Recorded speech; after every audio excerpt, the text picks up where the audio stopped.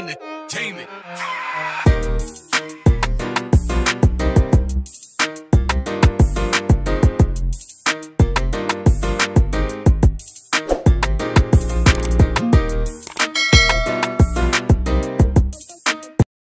Okay guys, welcome back again to my YouTube channel. May gagawin tayo isang Barako 2. Guys, ito mag-a-adjust tayo ng barbula dito guys. Ituturo ko pa sa inyo yung tamang pag-adjust ng barbula ng Barako 2 Kawasaki 175. Okay, ito. Lang tayo nito guys. Yung cover ng ating camshaft.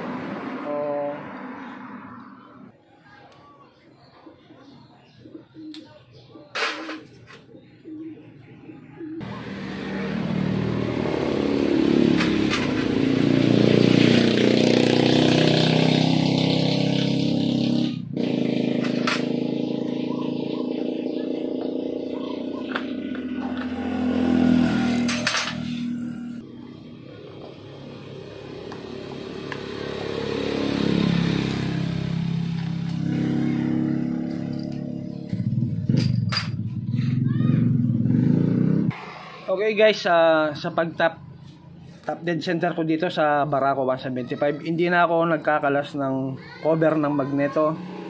Dito ko na lang siya titignan guys, ayan. Okay. Dalawa po yung ibig sabihin ng top dead center guys, dalawa po yan. Top dead center, compression stroke. At yung isa ay top dead center,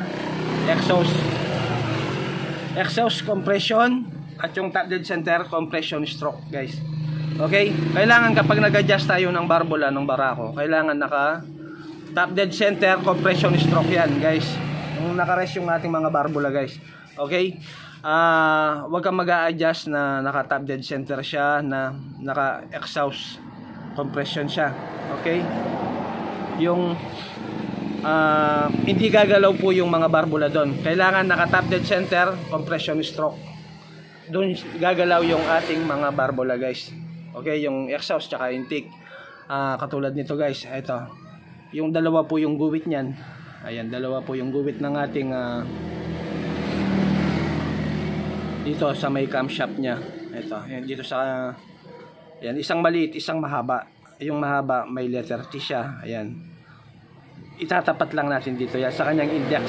Okay, kapag natapat mo na yan guys, dito sa kanyang magneto, nakatapat na rin yan yung sa letter T niya, pati sa index mark niya dito.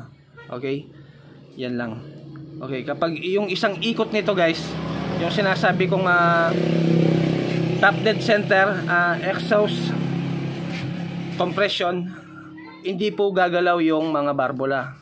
At itong marking na to, yung may letter T na to, nasa baba po yan. Hindi po yun yung tamang pag-adjust. Kailangan yung letter T na yan, nasa taas na po siya. Ayan, may yung guwit niyang mahaba, taas nakatapat dito sa kanyang index. Okay, diyan tayo mag-a-adjust. Ibig sabihin yan, naka top dead center, compression stroke na po tayo. Gumagalaw po yung mga rocker arm yan. Okay, yung mga valve tappet yan po. Okay, napakaingay na. Yan o, napakaingay na po. Okay guys, a-adjust lang natin yan. Kasi akala ng may-ari, yung maingay na lumalagitik dito, akala niya timing chain o ano na ba. Ngayon ito, dito tayo, ayan o, napakaluwag na guys. Ito yung naririnig niya. Okay, hindi ko na lang pinarinig sa inyo kaninang pinantar namin. Okay, ngayon mag-a-adjust na po tayo. At sasabihin ko po, napakaalaga po ng pillar gauge dyan guys. Okay, kailangan may pillar gauge tayo.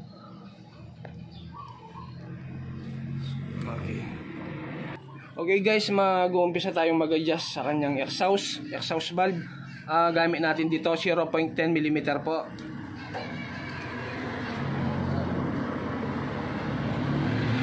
Okay guys, yung pag-adjust po, pag-adjust ng ating mga valve tappet. Ito, 10 mm at yung flat screw maliit.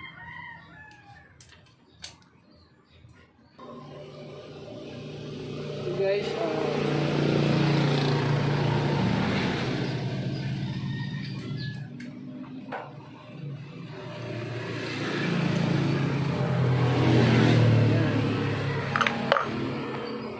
guys, oh. Hindi kita, no? Yun. 0.10 mm po yan, guys. Exhaust. Okay, dito naman tayo sa intake. 0.08 mm po yan. Ito, sa intake po tayo. Medyo masikip yung clearance ng intake.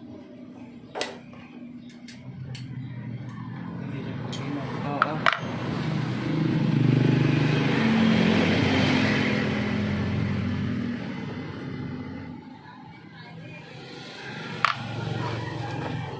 Oops. Yun.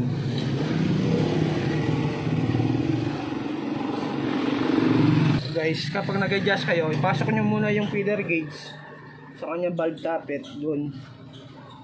Tapos adjust nyo to. Nakukuha nyo yung clearance nya. Yan. Kailangan hindi ganong maigpit, hindi ganong maluwang. Yan, ganyan lang. Yung parang kinakagat-kagat lang nya. Guys, yun ang tamang pag-adjust ng valve clearance. Okay guys, yan. Sobrang sikip na yan. Adjust lang ng konti. Yun. Kailangan yung yan. Okay guys, ipitin ko na lang po.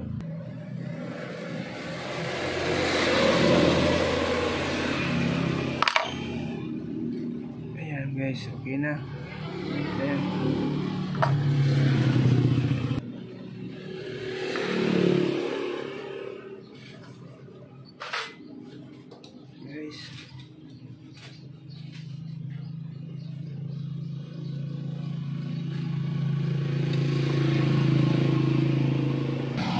Okay guys, yan na po. Napakagandang andar na po niya. Okay. Hindi lahat ng maingay ay timing chain na kagad, or tingnan mo muna dito sa kanyang mga barbula guys. Baka masyadong maliwalas lang, kaya masyadong malagitik na maingay. Okay. Patayin mo sir. Okay guys, start mo ulit. Okay. Yan, okay na. Yan, standard lang yung andar niya guys. Napakaganda. Yan. Ayos. Okay guys, dito ko natatapusin yung ating video. Bye-bye sa inyo lahat. Okay. Sige po.